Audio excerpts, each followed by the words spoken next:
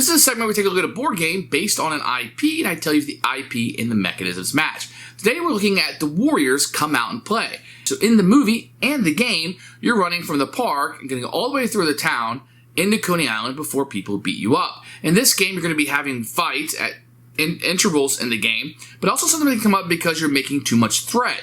And you're going to be rolling the dice and mitigating the dice in order to meet certain criteria to defeat these guys so your reputation doesn't get too low and you can continue to move on towards where you want to be, which is the final showdown in Coney Island.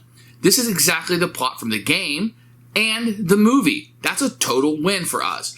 This game is a lot about hand management. You don't want to spend all your cards. So you can roll up to 5 dice. Each card may give you a dice.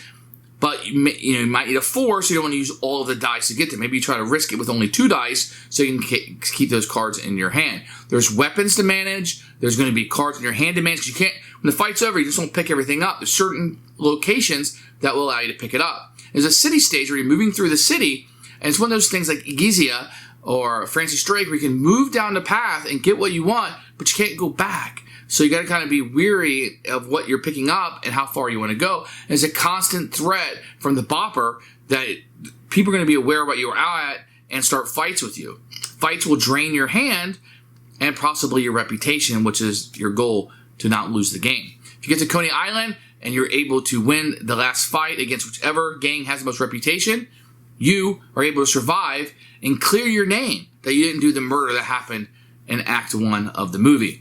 So, the IP and the mechanisms really do fit together well with this one.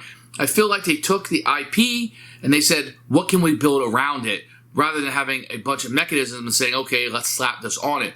This really does go through the movie, and you feel like you're running through the town and having these fights with these random gangs. The dice mitigation works in this combat phase, and we've been down this road before with combat. I'm talking about just if the IP and the mechanisms work together, and I think they do. So for me, that's a big plus.